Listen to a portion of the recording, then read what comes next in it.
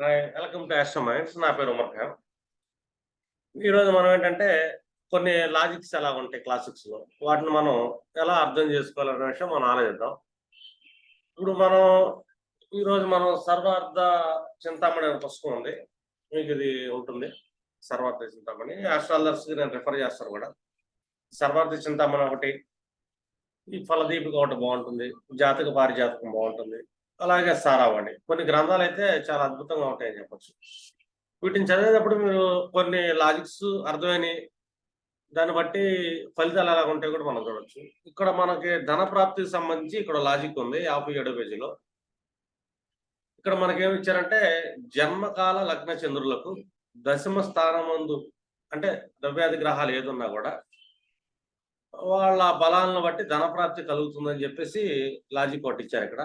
Logic అదొకటే కాదు, ఇంకా ఆయా గ్రహ కారకత్వాలను బట్టి కూడా ఫైనాన్షియల్‌గా ఎలా ఉంటుంది వాళ్ళకని చెప్పేసి చెప్పారు. ఇక్కడ మనకేంటంటే దశమ స్థానాన్ని మెన్షన్ చేశారు. అంటే దశమ స్థానంలో ఏ గ్రహం ఉన్నా ధన ప్రాప్తి వస్తుంది. ఇక్కడ మనకేం జరిగింది, ఇక్కడ వాళ్ళ లాజిక్ ఏంటి, అర్ధ త్రికోణం అనమాట. అంటే 2, 6, 10. ఈ 2, 6, 10ని వాళ్ళు అప్లై చేశారని చెప్పొచ్చు మనం ఋషులు. అది కూడా ప్రతి గ్రహం ఏంటంటే తన స్థితి పొందిన కాడి నుంచి పంచమ భావం మీద శుభదృష్టి ఇస్తుంది. అలాగే నవమ భావం మీద శుభదృష్టి పడుతుంది. ఇంకా తృతీయ ఏకాదశాల మీద కూడా శుభదృష్టి అనేది పడుతుందన్నమాట. మనం ఈ విధంగా క్యాలిక్యులేషన్ చేసుకున్నా కూడా మనం దశమ భావం అంటే అన్ఎక్స్‌పెక్టెడ్ ఎర్నింగ్ దృష్టి పడుతుంది. అంటే అష్టమ భావాన్ని చూస్తుంది. అంటే కొంచెం స్ట్రగుల్, కష్టపడాలని చెప్తుంది అక్కడ. అలాగే నవమ భావాన్ని ఇది ఆరో భావం, అక్కడి నుంచి నవమ దృష్టి అంటే. అంటే ఇప్పుడు దశమంలో గ్రహం ఉంది. ఈ గ్రహం ఏం చేస్తుంది, శుభదృష్టిలు చూసుకుందాం. 12వ భావాన్ని చూస్తుంది, మూడో దృష్టి అంటే. ఇక్కడ ఇన్వెస్ట్‌మెంట్ ప్రాసెస్ చూసుకుంటాం మనం. ఇంకా అట్లాగే చూసుకున్నాం అనుకోండి, ఇంకా లగ్నాన్ని కూడా చూస్తుంది. లగ్నాన్ని చూడదు, కేంద్ర దృష్టి ఉంటుంది. లగ్నానికి ఇక్కడ సఫర్ అని చెప్పొచ్చు మనం. ఇంకా 5th ఆస్పెక్ట్ సెకండ్ హౌస్‌ని చూస్తుంది. ఇది శుభదృష్టి అనమాట. ధన విషయం ఇది బాగుంటుందని చెప్పొచ్చు. ఇంకా 9th ఆస్పెక్ట్ 6th హౌస్‌ని చూస్తుంది, ఆరో భావాన్ని. అంటే ఆరో భావం అంటే ఇక్కడ మనకేంటి వృత్తి చేయటం గాని, ఉద్యోగం చేయటం గాని, అది మనకి ఆ గ్రహం ఇస్తుంది ఆ టైంలో. అంటే ఎక్కువ వర్క్ వచ్చే ఛాన్స్ ఉంటుందని. అలాగే స్ట్రగుల్ కూడా చూపిస్తుంది. ఎందుకంటే అది కూడా స్ట్రగుల్ హౌస్ మీద కూడా శుభదృష్టే పడుతుంది. అంటే 8th హౌస్ మీద. అంటే ఇన్‌హెరిటెడ్ ప్రాపర్టీస్. ఇంకా మనకి తండ్రుల నుంచి వచ్చే అవకాశాలు. అంటే ఇక్కడ ఇన్‌హెరిటెన్స్‌ని చూస్తుంది కంపల్సరీ. ఇన్‌హెరిటెన్స్ అంటే ఆల్‌మోస్ట్ చెప్పాలంటే మనకి రావాల్సిన డబ్బులు. అంటే ఏ వ్యక్తుల దగ్గర నుంచైనా మనకు డబ్బు రావాలనుకోండి. మనకి పాస్ట్ లైఫ్‌లో ఉంది. ఇక్కడ మనం పొందాలి అని ఉంది లెక్క. అది 8th హౌస్ చెప్తుంది. అంటే మనకి తల్లిదండ్రుల వారసత్వ సంపద అనుకోవచ్చు. ఇంకా ఆయా గ్రహాలు ఏదైనా భావాలు పడ్డారనుకోండి, వీళ్ళు పాస్ట్ లైఫ్‌లో మనకు రుణాలు ఉండటం వల్ల మనకి పొందుతామని కూడా చెప్పొచ్చు. ఈ విధంగా మనం ఏంటంటే అష్టమ భావం అనేది కూడా పబ్లిక్ మనీ, వాస్తవం చెప్పాలంటే ఎక్కువ మనీని ఇచ్చేది కూడా అష్టమ భావం. ఎక్కువ ప్రాఫిట్స్ కూడా ఇస్తుంది. ఇక్కడ మనకి క్లాసిక్‌లో ఏం చెప్పారంటే దశమ భావంలో రవ్యాది గ్రహాలు ఏదైనా సరే, ఈ నవగ్రహాలు ఏది కూర్చున్నా కూడా 10th హౌస్‌లోది వాళ్ళ దశలు వచ్చినప్పుడు ధనయోగాన్ని ఇస్తాయి అని చెప్పారు. ఇంకా సింపుల్‌గా కూడా కొన్ని లాజిక్స్ ఇచ్చారు వీళ్ళు. మనం ఏంటంటే ఈ విధంగా అర్థం చేసుకోవాల. ఆ దశలో ఉన్న గ్రహం ఎక్కడెక్కడ చూస్తున్నాయి. ఇక్కడేంటంటే జన్మకాల లగ్న చంద్రులుగా అని చెప్పారు. అంటే జన్మ లగ్నం నుంచి 10వ భావం అని చెప్పొచ్చు. అలాగే చంద్రుడిని లగ్నంగా మార్చి అక్కడి నుంచి 10వ భావం. ఇన్ కేస్ ఆ 10వ భావంలో గ్రహాలు లేవు. ఈ సూర్య చంద్రుల్లో ఎవరున్నారో వాళ్ళని కూడా, అంటే ఇక్కడ మనకేంటే సూర్యుని కూడా తీసుకున్నాడు. సూర్యుడి నుంచి కూడా దశమ భావంలో ఉన్నదానికి కూడా మనకేంటంటే ధన ప్రాప్తిగా తీసుకున్నారు ఇక్కడ క్లాసిక్స్‌లో. ఇది మనకి చూస్తే ఇది సర్వార్థ చింతామణి, ఇది వావిళ్ళ వాళ్ళది. మీకు 57 పేజీలు ఇచ్చారు లాజిక్. ఎలాగిచ్చారు ఇక్కడ, లగ్నం నుంచి గాని, చంద్రుడి నుంచి గాని 10th హౌస్‌లో సూర్యుడు ఉన్నాడు అనుకోండి. ఇక్కడ తండ్రి వల్ల అని చెప్పారు. మనం ఏం చేస్తాం, ఇంకా సూర్యుడి కారకత్వాలు చాలా ఉంటాయి. అంటే వాళ్ళు వైద్య వృత్తిలో ధనం సంపాదించే అవకాశాలుంటాయి. గవర్నమెంట్ అఫీషియల్స్‌గా ధనం సంపాదించే అవకాశాలుంటాయి. ఇంకా తండ్రి కూడా కారకం అవుతున్నాడు ఇక్కడ ధన సంపాదనకి. అంటే తండ్రి నుంచి కూడా అక్యుములేటెడ్ వెల్త్ వచ్చే అవకాశం ఉంటుందని ఇదో కారకత్వం చూపిస్తుంది. ఎందుకంటే 11th ఆస్పెక్ట్ గుడ్ ఆస్పెక్ట్ ఏంటంటే 10థ్‌లో ఉన్న గ్రహం 8థ్‌ని చూస్తుంది.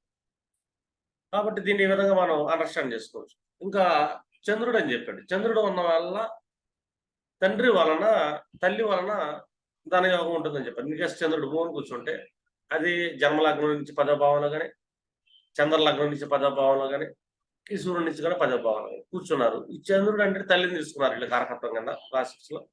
మనం ఇంకా చాలా కారకత్వాలు తీసుకోవచ్చు. అంటే ఏంటి, చంద్ర కారకత్వాలు ఏవైతే ఉంటాయో వాటికి సంబంధించిన వృత్తులు చేయటం వల్ల కూడా మనకి ధనప్రాప్తి ఉంటుందని కూడా చెప్పొచ్చు. ఇంకా కుజుడు కూర్చున్నాడు శత్రువు లేక జ్ఞాతి వలన అని చెప్పాడు.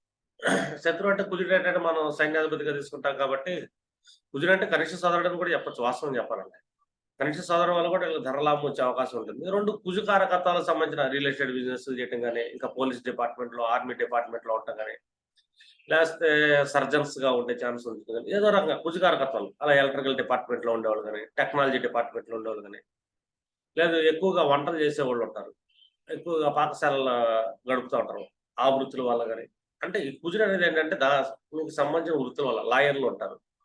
వాటి వల్ల గాని ధన సంపాదన అనేది వస్తుంది. ఈ దశలో ఎక్కువ ఉంటుందని చెప్పారీడ. ఇంకా తర్వాత ఏంటంటే గ్రహ బలాన్ని బట్టి కూడా మనం శత్రుత్వాలు కూడా డిసైడ్ చేసుకోవచ్చు. ఇంకో లాజిక్ ఏమని చెప్పారంటే ఇక్కడ బుధుడు అన్న మిత్రుల వల్ల అని చెప్పారు. బుధుడికి మిత్రుల్ని మెన్షన్ చేశారు. అంటే ఆల్మోస్ట్ బుధుడు అంటే వ్యాపారస్తుడు కాబట్టి రిలేషన్స్ ఉంటాయి కాబట్టి వాళ్ళు బిజినెస్ రిలేషన్స్ అని చెప్పొచ్చు. ఇంకా మనం బుధుడిని ఏంటంటే మేనమామలుగా తీసుకుంటాం, మామూలుగా తీసుకుంటాం. వీళ్ళ వల్ల కూడా ధన సంపాదన ఉంటుందని చెప్పొచ్చు. లేదా బుధ కారకత్వాలు బిజినెసెస్ ఏం చేస్తున్నారు, రిటైల్ బిజినెస్ కానీ, స్పెక్యులేషన్ కానీ, లేకపోతే అకౌంట్స్ డిపార్ట్మెంట్‌లో గాని వీటి వల్ల ధన సంపాదన ఉంటుందని చెప్తాం. మనం ఎలా తీసుకోవాలి ఇంకా. ఇంకేమిచ్చారు గురువు ఉంటే సహోదరుడు వల్ల. గురువుని మనం ఏం చేస్తామంటే అన్నకి కారకత్వంగా తీసుకుంటాం కాబట్టి అగ్ర సోదరుడికి. ఈ అగ్ర సోదరుడు కారకత్వంగా తీసుకోవచ్చు. లేదు గురువు అంటే కన్సల్టేషన్ బిజినెస్ తీసుకోవచ్చు. కౌన్సిలింగ్ ద్వారా తీసుకోవచ్చు. ఇంకా ఉపాధ్యాయ వృత్తులు గాని, ఆచార్య వృత్తుల్లో గాని వచ్చే అవకాశం ఉంటుంది. సమ్ స్వీట్ షాప్స్ ఉంటాయి. వాటి వల్ల గాని, అలాగే ఫుడ్ ఆయిల్స్ ఉంటాయి. వీటి వల్ల గాని. వీళ్ళకి ధనలాభం వస్తుందని కూడా చెప్పొచ్చు. పైగా ఆయా గ్రహాల దశలు గాని, అంతర్దశ వచ్చినప్పుడు గాని మనకి ప్రాఫిట్స్ వస్తా ఉంటాయి. ఇదే కాదు గోచారంలో కూడా మనకి కొన్ని ప్లానెట్స్ ఏంటంటే మన లగ్నం నుంచి, చంద్రుడి నుంచి గాని, సూర్యుడి నుంచి గాని దశమంలో తిరుగుతున్నప్పుడు తిరిగే కాలంలో ఏంటంటే మనకు ధనలాభం వచ్చే అవకాశం ఉంటుంది. ఆ గ్రహ కారకత్వాల వల్ల. ఇంకా శుక్రుడంటే స్త్రీల వల్ల అని ఇచ్చారు. ఇక్కడ స్త్రీల వల్ల ఏంటంటే భార్య ఉద్యోగం చేయొచ్చు. తల్లి ఉద్యోగం చేస్తున్నప్పుడు రావచ్చు. లేదు వీళ్ళు లేడీస్‌కి సంబంధించిన బిజినెస్‌లు చేయొచ్చు. అంటే ముత్యాల వ్యాపారం గాని, నెక్లెస్ గాని, ఇంకా చీరల వ్యాపారాలు గాని, ఇలాంటి లేడీస్ వక్ర కారకత్వ సంబంధ వ్యాపారాలు ఏవైతే ఉంటాయో, ఇంకా సినీ ఫీల్డ్ వాటి వల్ల గాని, వీటి వల్ల వీళ్ళేంటంటే వీళ్ళకి ఆదాయం పొందుతున్నారండి. అంటే లేడీస్ అంటే లేడీస్ వచ్చేస్తారని కాదు. వచ్చే అవకాశం ఉంటుంది. రెండోది ఆ కారకత్వాల వల్ల వాళ్ళు ఎక్కువ క్లయింట్స్ ఉంటారు కాబట్టి ధన సంపాదన వస్తుందని చెప్పొచ్చు. ఇంకేమిచ్చారు మనకిక్కడ శని వల్ల నృత్య సూత్రాదుల వల్ల ధన ప్రాప్తి అని ఇచ్చారు. అంటే ఏంటి ఇక్కడ ఇప్పుడు కొంతమంది ఏం చేస్తారంటే ముఠా మేస్త్రులు గాని, ఇంకేదైనా గాని మ్యాన్ పవర్ సప్లై చేస్తుంటారు. ఇప్పుడు సెక్యూరిటీ ఏజెన్సీకి మ్యాన్ పవర్ సప్లై చేయాలి. వాళ్ళ కింద పనోళ్ళని పెట్టుకుంటాం. ఆ పనోళ్ళకి వాళ్ళు వర్క్ చేయటం వల్ల వీళ్ళకి ధన సంపాదన రావటం. ఇప్పుడు కుండలు తవ్వేవాళ్ళు ఉంటారు, మేస్త్రులు ఉంటారు. ఇలాగా టాపీ మేస్త్రులు గాని, బిల్డింగ్ మేస్త్రులు గాని, ఇలా మ్యాన్ పవర్ ఏది సప్లై చేసినప్పుడు వాళ్ళ వల్ల కూడా వీళ్ళకి ధన ప్రాప్తి ఉంటుందని చెప్పొచ్చు. ఇంకా శని అనంగానే మనం ప్లంబింగ్ కోర్స్ తీసుకుంటాము, ఆర్కిటెక్ట్ తీసుకుంటాము. అలాగే ఇంటీరియర్‌కి సంబంధించిన వాస్తు కార్యక్రమాలు కూడా శనిని తీసుకుంటాము. అంటే శని కారకత్వాలు ఏదైనా సరే. వీట్ల వల్ల ఈ పర్సన్‌కి ధనలాభం ఉంటుంది. ఆయా దశలు వచ్చినప్పుడు కొద్దిగా ఎక్కువ ఉంటుందని కూడా చెప్పొచ్చు మనం ప్రిడిక్షన్ చేసేప్పుడు. ఇలాగ ఏ గ్రహం బాగుందో చూస్తున్నప్పుడు అంటే మీకు ఒక ఐడియా వస్తుంది. ఇంకా ఎవరిచ్చారంటే ఇన్ కేసు లగ్న చంద్రుల్లో ఎక్కువ గ్రహాలున్నాయి. వాళ్ళ అంతర్దశలో కూడా ధనప్రాప్తి ఉంటుందని చెప్పాడు. అంటే ఏ గ్రహం అయితే నడుస్తుందో కొంతమందికి ఎక్కువ ఉంటాయి కాబట్టి ఆల్మోస్ట్ వరుసగా వస్తాయి కాబట్టి వాళ్ళకి కంటిన్యూషన్‌గా ధనం వచ్చే అవకాశం ఉంటుంది. ఇప్పుడు ఎట్లాగైనా సరే మన క్లాసిక్స్‌లో ఏం చెప్పారు? దాన్ని మనం ఎలా అండర్‌స్టాండ్ చేసుకోవాలి? అంటే లగ్ దశమంలో ఉన్న గ్రహం ధన ప్రాప్తిస్తుందంటే మన ధనస్థానం ఏంటి ఇక్కడ సెకండ్ హౌస్ అక్యుములేటెడ్ వెల్త్. అంటే పంచమ దృష్టి, శుభ దృష్టి చూస్తుంది కాబట్టి. దశమంలో ఉన్న గ్రహం వ్యయ స్థానాన్ని చూస్తుంది. ఇక్కడ మన జర్నీస్, మన ఇన్వెస్ట్‌మెంట్ కూడా ఆ టైంలో జరిగే అవకాశం ఉంటది. సెకండ్ హౌస్‌ని చూస్తుంది. అంటే కుటుంబ అవసరాలు అంటే ఫైనాన్షియల్ అక్యుములేటెడ్ వెల్త్‌ని జనరేట్ చేస్తుంది. ఆరో భావాన్ని చూస్తుంది. అంటే ఆ కర్మని యాక్టివేట్ చేస్తుంది. అష్టమ భావాన్ని చూస్తుంది. పబ్లిక్ మనీని తీసుకొచ్చి మన చేతుల్లో పెడుతుంది. ఇట్లాగా 10థ్ హౌస్ యొక్క దృష్టిలు ఎక్కడెక్కడ పడుతున్నాయో ఆయా సోర్సెస్ వల్ల ఏంటంటే వీళ్ళకి ధనం వస్తుందని చెప్పేసి ఒక బుక్ చదివినప్పుడు అండర్‌స్టాండ్ చేసుకోవాలి. అక్కడ చదివాము గుర్తుండొచ్చు, గుర్తుండకపోవచ్చు లాజిక్. కానీ ఈ అండర్‌స్టాండ్ ఎప్పుడైతే చేసుకుంటారో మీరు, ఆహా! ఈ లాజిక్ అలా చెప్పారు. మహర్షుల యొక్క మూల ఉద్దేశ్యం ఇది. అంటే ధనప్రాప్తి వస్తుందంటే నాకు ఆ గ్రహం ఉంది వచ్చేసిద్దని కాదిక్కడ. ఆ గ్రహం దశమంలో గ్రహం వచ్చినప్పుడు ఆరో భావం చూస్తున్న శుభదృష్టితో కాబట్టి మీరు ఆ టైంలో బాగా శ్రమ చేయండి, వృత్తి చేయండి, ఉద్యోగాలు చేయండి అని చెప్పేసి మనకి ఇంటిమేషన్ అనమాట. అంటే మనకు ఎక్కువ శ్రమ పడాలి అని ఆ టైంలో. ఆరో భావం యాక్టివేట్ అవుతుంది కదా! ఆరో భావం అంటే విపరీతమైన శ్రమ, సాధన స్థానం అది.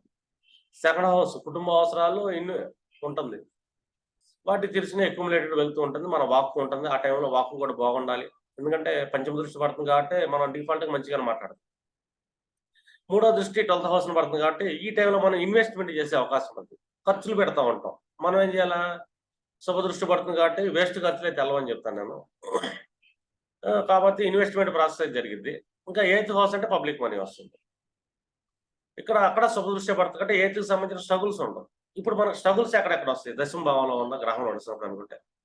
కేంద్ర దృష్టిని మనం కంటకాలు అంటాము. అలాగే అపోజిషన్ అనమాట. ప్రతిబంధక దృష్టిలు కూడా అంటాం. ఇప్పుడు ఇంత కష్టపడుతున్నాడు. దశమంలో గ్రహం చేస్తున్న లగ్నాన్ని చూస్తుంది కదా! అంటే శారీరకంగా మనిషి అలసిపోయే అవకాశం ఉంటుంది కదా! ఒత్తిడి జరుగుతుంది కదా! ఆ టైంలో మన వ్యక్తిత్వాన్ని కొంచెం కోల్పోయే అవకాశం ఉంటుంది. కానీ కోల్పోలేం. ఎందుకంటే వ్యక్తిత్వం కోల్పోయే హౌస్ 12థ్ హౌస్. ఈ 12థ్ హౌస్ మీద శుభదృష్టి పడుతుంది గ్రహం. కాబట్టి ఇక్కడ మనం కొంచెం శ్రమ అనేది ఎక్కువ పడతా ఉంటాం. ఒత్తిడి జరిగిద్దని చెప్పొచ్చు. రెండో సప్తమ దృష్టి మన 4థ్ హౌస్ మీద పడుతుంది. ఇక్కడేంటంటే మనం తీసుకునే నిర్ణయాలు, డెసిషన్స్ విషయంలో కొంచెం డిస్టర్బెన్సెస్ జరిగే అవకాశాలుంటాయి. కాబట్టి పీస్ ఆఫ్ మైండ్ కూడా ఎందుకంటే ఎక్కువ శ్రమ పడ్డవాడికి మనిషికి సుఖం, శాంతి ఉండదు. ఎందుకంటే 4థ్ హౌస్ సుఖస్థానం. ఈ సుఖం దొరకదని కూడా చెప్పొచ్చు మనం ఆ టైంలో. ఇంకా దాని యొక్క దశమ దృష్టి ఎక్కడ పడుతుందంటే సప్తమ భావం మీద పడుతుంది. ఇక్కడేంటంటే ఈ టైంలో అపోజిషన్ ఎవరు చేసేవాళ్ళంటే మన పార్ట్నర్స్, రిలేషన్స్. ఎందుకంటే వాళ్ళతో ఎక్కువ కాలం మన టైం గడపలేం కాబట్టి లైఫ్ పార్ట్నర్‌తో. అలాగే మన రిలేషన్స్‌తో కూడా ఎక్కువ టైం గడపలేం కాబట్టి వాళ్ళు మనం కొంచెం అపోజిషన్ చేస్తారు. అంటే అపోజిషన్ చేసే హౌసెస్ ఏంటి ఇక్కడ వ్యక్తిత్వం మన శారీరక శ్రమ పడతాం. పీస్ ఆఫ్ మైండ్ పోతుంది. ఆ టైంలో కొద్దిగా సుఖం అనేది ఉండదు. భార్య గాని లేదా భర్త గాని వాళ్ళతో కూడా కొంచెం డిఫరెన్స్ వస్తుంది. ఎందుకంటే ఒత్తిడంతా సంపాదన మీద వెళ్ళిపోతుంది. అపోజిషన్ ఈళ్ళు చేస్తుంటారు. ఏంటి మీరు మాతో గడపట్లేదు. మీరెప్పుడు డబ్బు డబ్బు అని తిరుగుతా ఉంటారు. ఎందుకంటే ఆ టైం అనేది మనకి యాక్టివేట్ అయింది. వీళ్ళ దగ్గర అపోజిషన్ వచ్చే ఛాన్స్ కూడా ఉంటుంది. మీరు ఈ విషయాల్లో ఈ పీరియడ్ నడుస్తున్నప్పుడు వాళ్ళతో రిలేషన్‌లో గాని కోపం తెచ్చుకోకుండా బ్యాలెన్స్‌గెళ్తే గనక మనిషి యొక్క వ్యక్తిత్వం నిలబడిద్దని కూడా చెప్పొచ్చు. ఇట్లాగా క్లాసిక్స్‌లో ఏదిచ్చినా కూడా అద్భుతాలన్నమాట ఇవి. వాటిని మనం అండర్‌స్టాండ్ ఎలా చేసుకోవాలనేది చాలా ఇంపార్టెంట్. మీరు చూడండి ఒక్కో క్లాసెస్ చదువుతున్నప్పుడు మీరేంటంటే మనసు పెట్టండి. ఇది ఎందుకు చెప్పారు? ఈ మహర్షులు ఈ లాజిక్ ఎందుకిచ్చారు? లాజిక్ ఎందుకిచ్చారంటే ఇక్కడ దృష్టులు చాలా ఇంపార్టెంట్. ఆ దృష్టిని బట్టి లాజిక్ ఇచ్చారు. ఇంకా మనం ఏంటంటే మిగతా చాలా లాజిక్‌లని బట్టి కూడా ఆ దశ ఫుల్‌గా ఫలితాలిస్తుందా? తక్కువ ఫలితాలిస్తుందా? దాన్ని మనం అలైన్‌మెంట్ చేసుకుంటాం. మంచి గురువులను కలవటం, రెమెడీలు చేయటం. ఇంకోసి అవయోగులయ్యారు. ఆ ధనానికి సంబంధించిన ఇబ్బందులొచ్చే అవకాశాలుంటది. స్ట్రగుల్ పడాల్సొస్తది. ఆ గ్రహాలు దశమంలో కూర్చున్న గ్రహాలు అవయోగులైతే పరిస్థితి ఏంటి? ఆ గ్రహం శత్రుస్థానంలో కూర్చొని బలహీనమైతే ఏంటి? అప్పుడు బలం ఎలా పెంచుకోవాలి? బలహీనమైన గ్రహానికి. శుభగ్రహాలు కూడా బలహీనమవుతాయి ఒక్కసారి 10థ్ హౌస్. వీటిని మంచి ఆస్ట్రాలజర్‌ని కలిస్తే మీకు సజెషన్ ఇస్తాడు. రెమెడీస్ ఇస్తాడు. కాబట్టి మీరు ఆటిని ఫాలో అయితే మీ ధన ప్రాప్తికి సంబంధించింది ఈ లాజిక్ అప్లై అవుతుంది. Thank you very much. మీరు ఫస్ట్ టైమ్ చూస్తే సబ్స్క్రైబ్ చేయండి. ఛానెల్ మర్చిపోకుండా. అస్ట్రోమైండ్స్ అని ఉంటుంది. గూగుల్‌లో సెర్చ్ చేసినా కూడా వస్తుంది. అలాగే మీకు యూట్యూబ్‌లో అస్ట్రోమైండ్స్ అని సెర్చ్ చేస్తే గనక ఈగల ఇమేజ్ ఉన్నది వస్తుంది. అన్లాక్ సీక్రెట్స్ ఆస్ట్రేలియన్ న్యూమరాలజీ ఉంటుంది. మీకు వీడియో నచ్చింది లైక్ చేయండి. నచ్చకపోతే ఇంక నేను చెప్పలేనింక.